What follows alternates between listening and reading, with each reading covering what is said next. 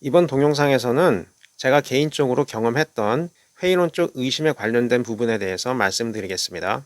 회의론과 이단에 관하여 치유와 변화를 위해 라는 책에서 발췌한 내용입니다. 자기 신앙 점검 없이 남의 신앙을 개종시키겠다는 것은 무모한 발상이라는 장의 제목에서 발췌했습니다. 기독교 신자였다가 회의론자로 돌아선 이들의 고백을 들어보니 대부분 10대에서 20대로 넘어가는 과도기적인 시기에는 예수님의 십자가 순환과 부활을 문자 그대로 믿었으며 복음주의 신앙에서 출발하였지만 성장하면서 심지어 신학을 전공하면서 신앙을 버리고 완전히 돌아섰다는 점은 대체로 일치했습니다.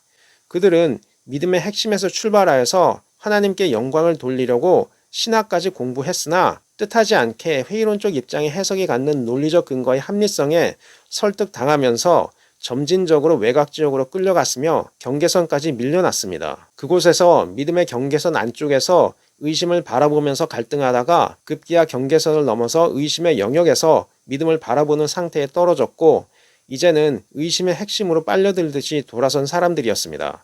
실제로 믿음의 핵심에서 경계선에 도달하기까지는 오랜 시간이 걸리지만 막상 경계선을 넘어서 의심의 영역으로 들어가면 이상하리 많지 급속한 변화를 만나게 됩니다. 그러고 나서는 오히려 처음부터 다른 종교를 믿었던 사람들보다 더 적대적인 사람들이 되어버립니다. 그들을 다시 돌아오게 하기 위해서는 그들의 심정을 공감할 줄 알아야 합니다. 이러한 배교의 문제에 대해서는 심리학을 전공하면서도 마찬가지로 동일하게 발생하였습니다. 칼 로저스라는 심리학자는 어려서 기독교 신앙인 가정에서 성장하였고 대학생활 초기에는 교회 사역에서도 열심히 임했다고 합니다. 그래서 다니던 대학에서 10명 중 1명에 선발되어 중국에서 6개월에 걸쳐 열리는 세계 기독교 학생 연합회에 참석했습니다. 그러나 역설적이게도 바로 그 이후 돌아오는 배 위에서 자신이 믿었던 기독교 교리는 부모의 신앙에 대한 의존적인 상태에서 가졌던 신앙이었을 뿐이라고 여기고 그 신앙을 버렸다고 고백했습니다. 생애 처음으로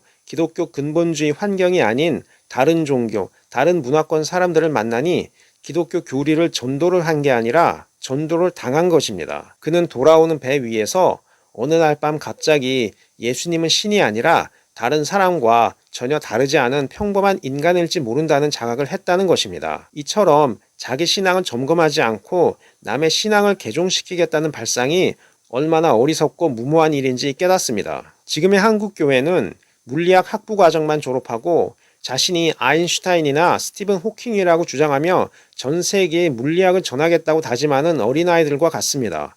웃음이 나는 일입니다. 성서, 히브리어, 헬라어로 가르치지도 못하는 사람들이 대학 학위를 가지고 있다고 모세 행세를 하고 있으니 기가 차지 않겠습니까? 믿는다고 하지만 실제로는 믿는 것이 아니라 믿는다고 해야 천국을 보내준다고 하니 그렇다고 고백할 뿐입니다. 그리고 의심을 억지로 누르기 위해서 찬양의 감정으로 성령을 대체했습니다. 최근에는 CNN 방송을 통해서도 미국 내 무신론자들의 확장세에 대한 프로그램을 제작 방영했는데 신앙을 갖는 사람들의 간증이 유사하듯이 신앙을 지키다가 잃어버린 사람들의 증언 또한 유사했습니다. 기독교 가정에서 자랐으며 심지어 빠르게 성장하는 교회의 모델이라고 한국에서도 모방하는 오순절파 집회식 교회 목회자였음에도 불구하고 여러 가지 회의론과 관련된 문서를 접하고 나서는 신앙을 버렸다고 했습니다. 한순간의 결정이 아니라 수년간에 걸친 변화라고 했습니다. 또 다른 목회자는 고민하기를 자신이 내적으로는 하나님에 대한 신앙을 잃어버렸지만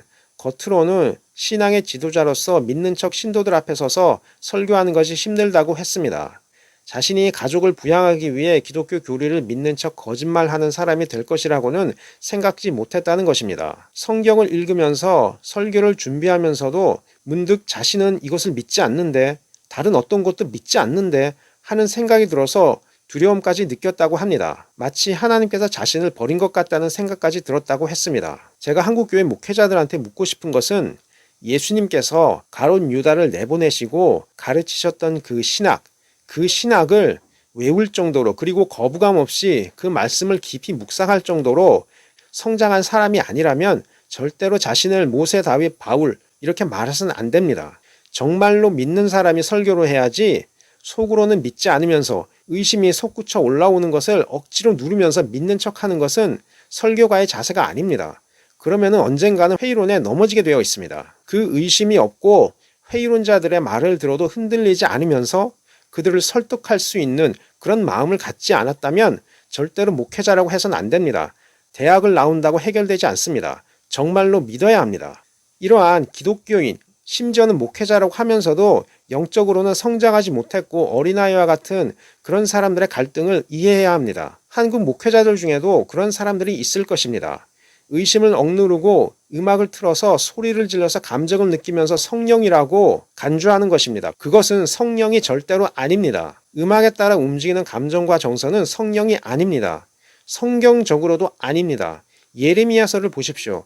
정말 의심이 없는 사람이, 정말 자신의 죄악을 깊이 회개한 사람만이 올바른 하나님의 영의 음성을 구분할 수 있습니다. 앞서 언급했던 내적으로는 신앙을 잃어버렸다는 목회자는 말하기를 교회를 짓고 스테인드 글라스로 외양을 꾸미는 행위를 멈추고 가난한 자들을 위한 노력에 더 귀 기울여야 한다고 했습니다. 자신의 동네에는 30%의 주민이 가난에 허덕인다고 합니다.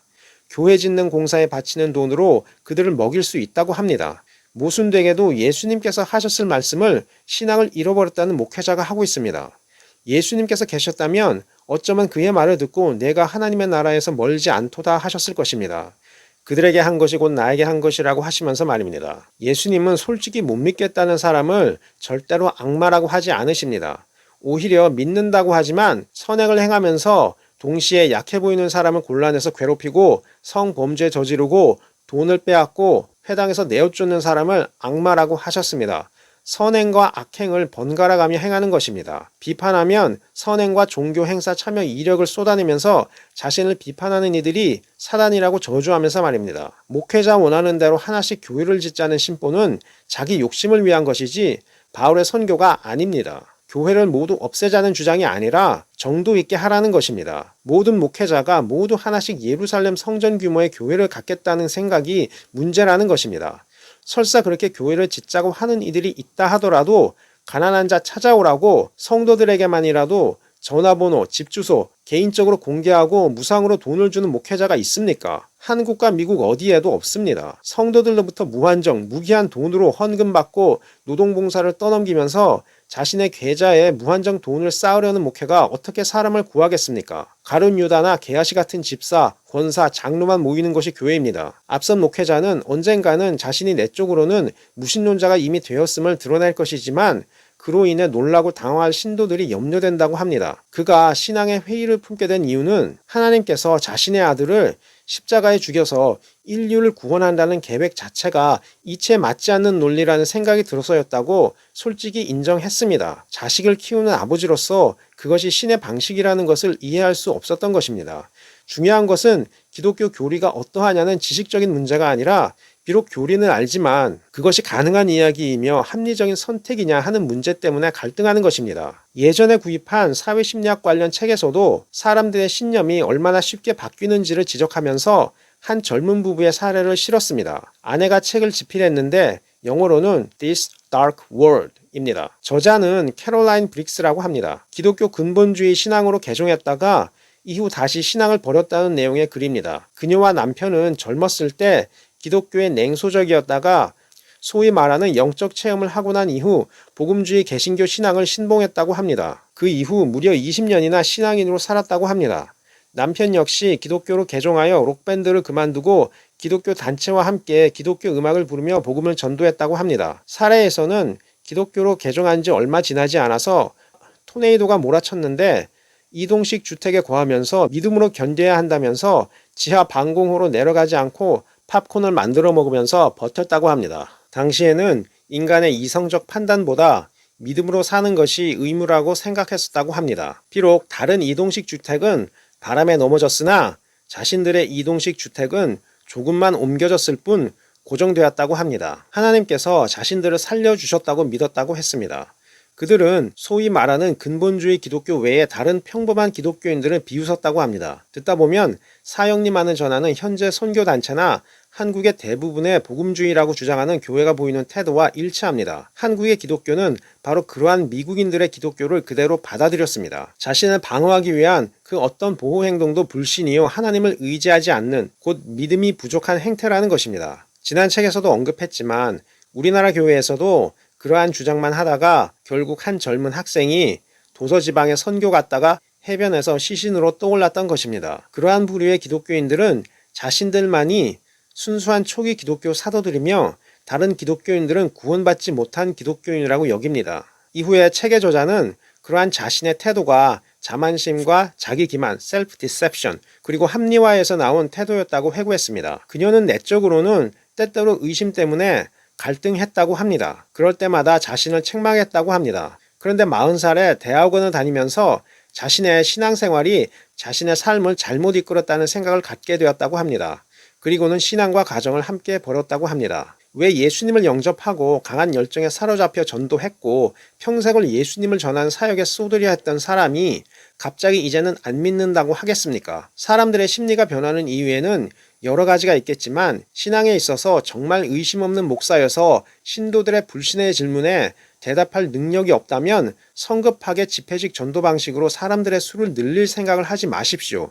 예수님은 믿지 않을 사람이나 신앙 목적이 아닌 금전적이거나 음식 문제를 해결할 목적으로 찾는 이들을 돌려보내셨습니다. 저 개인적으로는 신실했던 기독교인으로서 대학에서 기독교 복음을 위한 활동을 열심히 했고 심지어 신학을 공부했던 이들 중에서 성인이 되어서 신앙을 잃어버려서 회의론자로 돌아선 이들에 대한 관심이 많았습니다. 저 역시 2001년 그 믿음과 의심의 경계선에서 방황했던 적이 있었기 때문입니다.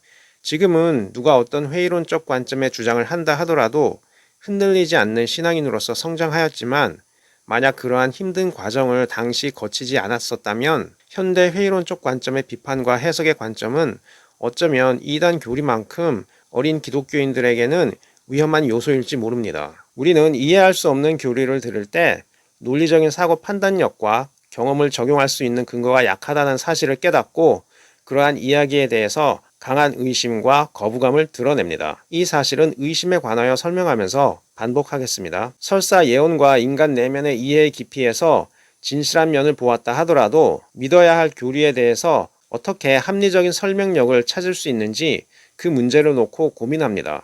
설명력은 우리가 타인을 설득할 때 사용하거나 내가 타인의 논리에 설득당할 수 있는 합리적인 사고 과정의 틀로서 객관적일 경우 그 설명력은 의미가 있지만 그것이 지나치게 주관적인 관점에 기반한 주장이거나 결론에 타당성 있는 근거를 뒷받침하지 못할 경우 아무리 합리적으로 들려도 의미가 없는 경우가 발생할 수 있습니다. 때로는 진실 유무를 가릴 수 없는 상태에서 믿음을 갖는 이유에 대해서만 조화로운 해석을 가능성 있는 방향으로 내릴 수 있습니다. 목격자 증언에 대한 진실과 거짓의 분류는 목격자의 시각으로만 기록된 묘사일 경우 상당히 신뢰의 근거를 찾기가 힘듭니다. 믿든지 안 믿든지 선택만이 가능합니다. 이럴수록 진실과 거짓에 대한 판단은 더욱더 누군가의 설득력을 의존하게 되어 있고 가장 합리적인 설명을 하는 지혜로운 자들을 통해서 마음을 열고 믿음을 갖게 됩니다. 그런 점에 있어서 한국의 기독교인들과 비기독교인들 모두 한 가지 주의해야 할 점이 있습니다. 저는 종교에 관련된 부분에 있어서 감정적으로만 대하거나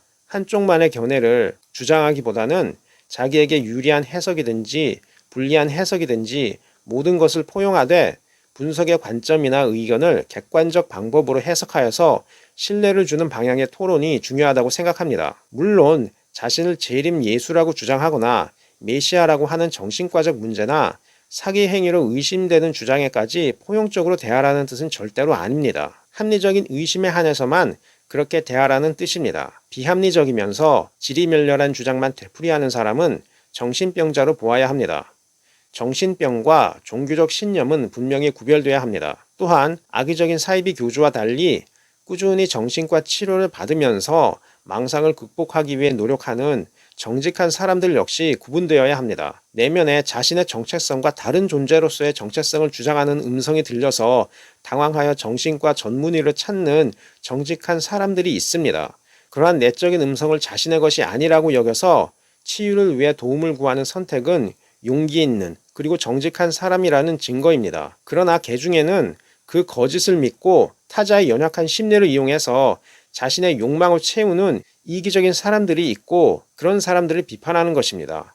모든 정체성 장애로 정신과 치료를 받는 사람들을 향한 그런 비판이 절대로 아니며 그러한 정직한 사람들을 이단 교주와 비교하는 것 역시 절대로 아닙니다. 어쨌든 이단 교주의 망상을 비판하면서 자칫 그와 유사한 망상을 가지고 있는 정신과 질환으로 고통받으시는 분들을 똑같이 매도하는 것은 결코 아니기 때문에 그 부분에 대해서 구별이 반드시 필요합니다. 제가 혹시라도 이단 교주의 망상적인 교리를 정신과 질환에 비교한다고 해서 자칫 정신과 질환으로 치료를 받으시는 분들, 그분들을 비판하는 것은 절대로 아니니 그 부분에 있어서는 양해를 바랍니다. 부득이하게 이단 교주가 주장하는 망상적인 교리가 일정 부분 정신과 질환, 특히 자신을 종교적인 신이나 메시아에 비교하는 그런 망상과 유사한 부분이 있어서 비판하는 것이기 때문에 자칫 정신과 질환으로 상담을 받거나 치료를 받으시는 분들을 비난하는 것은 결코 아니니 그 부분에 있어서는 양해를 바랍니다. 어쨌든 종교적 신념에 있어서 인간적으로 보자면 이해할 만한 갈등에 대해서 기독교인이라고 하여 믿는 방향으로만 해석하지 말고 또 회의론자라고 하여서 의심의 방향으로만 끌기 위해 논리를 사용하지 말아야 합니다. 분명히 복음서 필사 과정에서 증언 내용을 선택하는 점에 있어서 문법적인 면에서나 표현력에 있어서 차이점이 있었고 그 차이가 복음주의 신앙을 가지고 주님을 전하려 했던 많은 신실했던 기독교인들의 믿음을 흔들고 떨어뜨릴 만큼 심각한 문제인 것만은 사실입니다. 그러나 또한 그 차이가 예수님의 진실한 모습을 완전히 사라지게 하지 않았으며 인간이라서 생길 수밖에 없는 제한적인 인지 능력의 한계 안에서 발생했을 뿐이지 내용의 핵심을 왜곡하지 않았다는 사실도 인정해야 합니다. 현대 기독교 지도자들이 이 회의론에 대해서 올바르게 대처하지 않는다면 다음 세대 기독교인들이 경험하게 될 위기는 생각보다 더 심각할 것입니다. 지금은 성도들이 11조 하는지 어떤 색깔의 돈을 헌금함에 넣는지 CCTV로 확인하고 교회에서 다단계 사업을 할 때가 아닙니다. 여태까지 하지 않았고 지금도 하지 않고 있으며 앞으로도 하지 않을 자기 희생의 목회를 해보라고 조언하고 싶습니다. 광야에서 사단의 유혹을 들었던 예수님을 기억하십시오. 사단은 예수님께 자살을 하라는 환청을 심었고 심지어 피조물인 자신에게 절을 하라는 유혹을 서슴지 않고 했었습니다. 지금도 영어 표현에 악마에게 영혼을 팔아서라도 라는 관용구가 있습니다. 비록 심정 표현이지만 그렇게 해서라도 얻고자 하는 것이 세상의 부귀라면 나에게 절을 해보라는 그런 유혹이었습니다. 하나님의 아들인 자신에게 인간이라는 피조물의 옷을 입히고 더위와 추위, 배고픔과 목마름의 고통을 느낄 수 있는 인간의 몸 안에서 그 고통을 모두 겪게 하면서 방관하는 아버지가 아니라 그 모든 것을 해결해 줄 수 있는 존재인 사단인 자신에게 절을 하라는 그런 유혹이었습니다. 아담과 이브가 에덴 동산에서 받았던 그 작은 유혹에 비하면 너무나도 비교할 수 없을 정도로 큰 유혹이었습니다. 사단은 하나님 아버지와 아들을 그렇게 이간질하려 했습니다. 예수님은 그 사단을 향해 물러가라고 하셨습니다. 예수님은 비록 아버지께서 원하시던 사역이 아들이 세상의 죄로 인해 고통받는 것이었다 하더라도 그것이 아버지의 뜻이라면 따르겠다고 하신 것입니다. 신체적으로 받는 고통 때문에 아버지를 버리지 않겠다는 의지가 예수님의 뜻이었습니다. 아담과 이브가 유혹을 받았던 환경과는 차원이 다른 혹독한 환경에서 예수님은 그 달콤한 유혹, 아담과 이브가 받았던 것보다 더 큰 유혹을 이기셨습니다. 그리고 예수님께서는 정확하게 자신이 받았던 것과 동일한 고통을 받았던 그런 이들을 치유하시면서 사역을 시작하셨습니다. 그리고 그 능력을 제자들에게 주신다고 하셨습니다. 교계 지도자라면 그 사역을 해야 하는 것입니다. 11조를 받는 것은 사역이 아닙니다. 율법에 기록된 절기, 예물을 돈으로 받는 직업이 아닙니다. 성도들에게 모든 재물을 바치라는 설교를 할 것이 아니라 목사 당신들이 모든 재물을 교회에 헌납하고 사유재산이 없어야 합니다. 헌금은 목사의 사유와 재산의 대상이 아닙니다. 자녀 유학비도 아니고 오직 가난한 이들과 함께할 음식을 나누는 목적으로 사용해야 합니다. 성도들의 돈은 사유재산이지만 목사들은 공적 돈을 공적인 목적으로 사용해야 하는 의무가 있는 집단입니다. 만약 정말 회의론자들에게 복음을 전해야 된다고 생각한다면 이런 회의론자들의 솔직한 마음이라든가 왜 그 사람들이 신학을 하면서 목회를 하면서까지 배교를 하게 되는지 그 문제에 대해서 깊이 돌아봐야 합니다. 이러한 배교의 문제에 대해서 본인 스스로가 신앙을 잃을지도 모른다는 회의론자들에게 동화될까봐 두려움에 마음 문을 닫아걸고 외면할 것이라면은 절대로 전도를 하지 마십시오. 그리고 그 사형리 전도법은 예수님께서도 말씀하셨지만 두 번째 밭의 비유처럼 말씀을 받을 때는 기쁨으로 받지만 토양이 얇아서 환난 때에 뿌리가 없어서 곧바로 말라버리는 그런 신앙인을 양산하게 됩니다. 절대로 그것이 구원을 완성하지 않습니다. 사도 베드로가 예수님을 사랑하고 믿을 수 있는 그런 사람이 될 수 있었던 것은 그에게 의심이 없었기 때문이 아닙니다. 그에게 회의론적 관점이 없었기 때문이 아닙니다. 베드로, 도마, 사도 바울 다 회의론자였다가 믿음으로 돌아왔습니다. 그것은 기적 때문이 아니었고 예수님을 사랑하고 메시아를 바라고 하나님으로부터 구원을 받아야 되는 그런 사람이라는 자신의 죄를 회개했기 때문입니다. 자신의 죄에 대한 회개가 깊지 않은 사람은 절대로 기독교 신앙을 받아들이지 않습니다. 그리고 설사 받아들였다 하더라도 그 뿌리가 얇아서 지속되지 못하고 결국은 배교의 길로 돌아서게 됩니다. 이것은 기독교인들도 반드시 알아야 합니다. 구약과 신약 모두 그 부분에 대해서는 지적하고 있는 것이고 개신교인도 반드시 이 문제에 대해서 깊이 생각해 봐야 합니다. 정말로 회의론자들을 전도하고 싶으면 자신의 내면 속에 있는 회의론과 의심의 문제를 극복했고 그 문제에 대해서 더 이상 흔들리지 않는 신앙을 가지고 있는지 자신 스스로를 점검해야 합니다. 자기 내면에 있는 회의론과 의심의 문제를 해결하지 못한 사람은 다른 사람의 내면에 있는 회의론과 의심의 문제를 해결할 수 없습니다. 그러나 자기 내면에 있는 회의론과 의심의 문제를 해결한 사람은 얼마든지 다른 사람의 회의론과 의심의 문제에 대해서 호용적인 태도로 나올 수 있으면서 믿음으로 돌아올 수 있도록 설득할 수 있는 것입니다.